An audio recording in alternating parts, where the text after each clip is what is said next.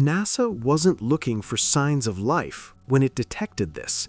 In fact, when the first methane spike appeared in the data, many scientists assumed it was a mistake. Because methane doesn't just sit around quietly. On Earth, over 90% of methane in the atmosphere is produced by life. Microbes, biological decay, living systems. So when instruments on Mars detected sudden bursts of methane in the thin Martian air, it forced an uncomfortable question.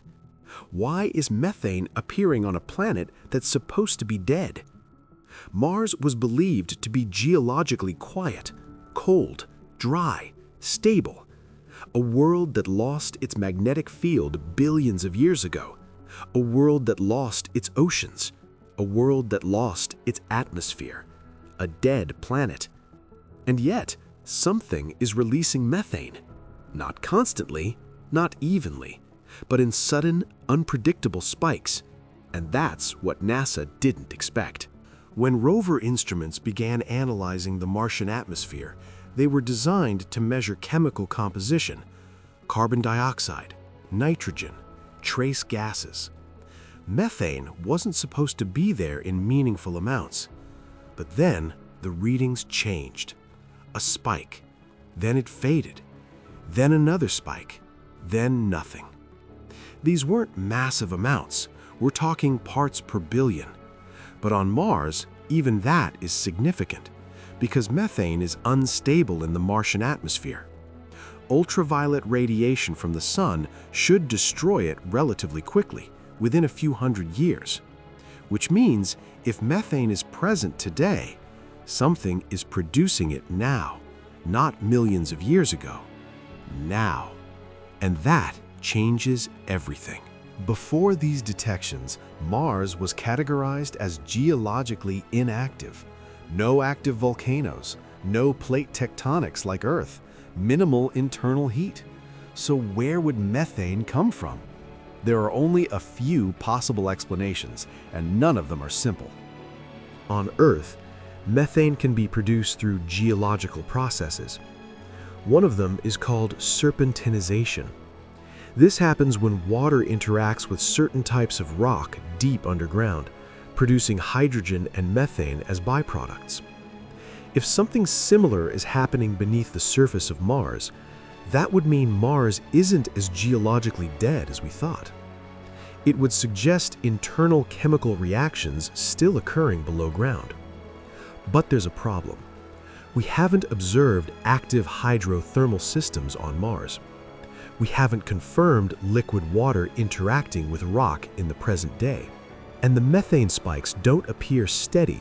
They're sudden, localized, then gone. Geological processes usually produce more consistent output. So while this explanation is possible, it doesn't fully explain the pattern. Another idea is that methane was produced long ago, billions of years ago, when Mars was warmer and wetter. That methane could be trapped beneath the surface in ice or clathrates, and occasionally something causes it to leak. A fracture, a minor seismic shift, thermal stress, a small release into the atmosphere. But again, that doesn't fully explain the variability. Some instruments detected methane spikes, others, at different times, detected nothing. Even orbiting spacecraft sometimes failed to confirm what surface rovers recorded, which created another mystery. Is the methane extremely localized, or are our measurements incomplete? Or is something more dynamic happening? This is where things get uncomfortable. On Earth, methane is strongly associated with life. Microbial life, specifically methanogens, produce methane as a metabolic byproduct.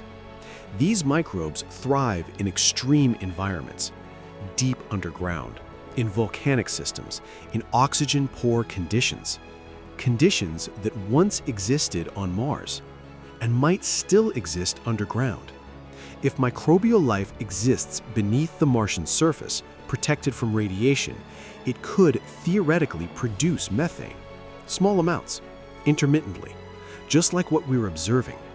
But this is the explanation NASA is extremely cautious about, because claiming life, even microbial, requires overwhelming evidence, and methane alone is not enough. Here's where it gets stranger. Methane doesn't just appear, it disappears faster than expected. Some measurements suggest methane levels drop more rapidly than current atmospheric models predict. That means something on Mars may be actively removing methane from the atmosphere, absorbing it, breaking it down, interacting with the soil. In other words, Mars might not just be producing methane, it might also be processing it, which suggests chemical activity far more complex than we assumed. Mars was supposed to be simple. Instead, it's behaving dynamically. Adding to the mystery, not all instruments agree. Some orbiters scanning the atmosphere reported extremely low methane levels, almost none. Meanwhile, ground-level instruments occasionally detected spikes.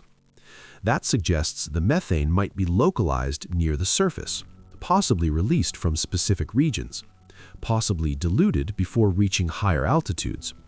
Or perhaps the spikes are brief and rare, easy to miss from orbit. This inconsistency isn't comforting. It means we don't fully understand the distribution. We don't know if the methane is global or regional. We don't know if it's constant or episodic, and we don't know the source. This isn't just about a trace gas. Methane forces us to reconsider Mars's status. If Mars is geologically active underground, that means internal heat remains. If internal heat remains, liquid water might exist below the surface. If liquid water exists, habitable environments become possible. And if habitable environments exist, then the possibility of microbial life increases. Even if methane turns out to be purely geological, it still means Mars is more complex than previously believed, more active, less dead. That alone is significant. Mars's surface is hostile. Intense radiation, thin atmosphere, extreme temperature swings. But just a few meters underground, conditions stabilize. Radiation drops dramatically. Temperatures fluctuate less. If life ever formed on ancient Mars, when rivers and lakes existed, it could have retreated underground as conditions worsened, protected, dormant, or still active. Methane spikes hint at that possibility. Not proof, but a signal. And signals are enough to justify further exploration.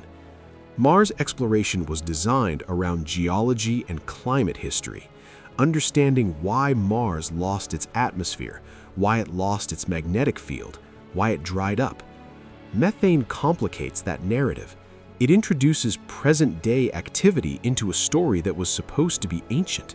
Instead of studying a fossilized planet, we might be studying a dynamic one, and dynamic planets are unpredictable. There's something else. Mars is humanity's future target for colonization. It's the planet we plan to send humans to. If methane is tied to underground processes, geological or biological, it changes risk assessments. It changes drilling strategies, habitat placement, resource extraction plans. Even if methane is harmless, its origin matters, because it tells us whether Mars is chemically stable or still evolving. As of now, there is no confirmed evidence of life on Mars. There is no official claim of biological methane production. There is no definitive explanation. What exists is data, spikes, drops, contradictions, questions, and continued investigation. More missions, more instruments, more measurements. The mystery isn't solved, but it's real. Mars was once wet. It had rivers, lakes, possibly oceans. Then it changed, lost its magnetic field, lost its atmosphere, lost its surface water. If methane is being produced underground today, it could be a faint echo of a warmer, wetter past, or it could be something entirely new. Either way, it means Mars is not as silent as we thought. When NASA first detected methane spikes, they didn't announce alien life. They didn't claim discovery. They did something more cautious. They kept measuring. Because science doesn't jump to conclusions. It gathers evidence. And right now, the evidence says this: Mars is not completely inactive. Something is happening beneath its surface. Something releasing methane. Something interacting with the atmosphere. We don't know what it is, but we know this: it wasn't expected. And on a planet we thought we understood, that makes Mars far more interesting and far more mysterious than ever before.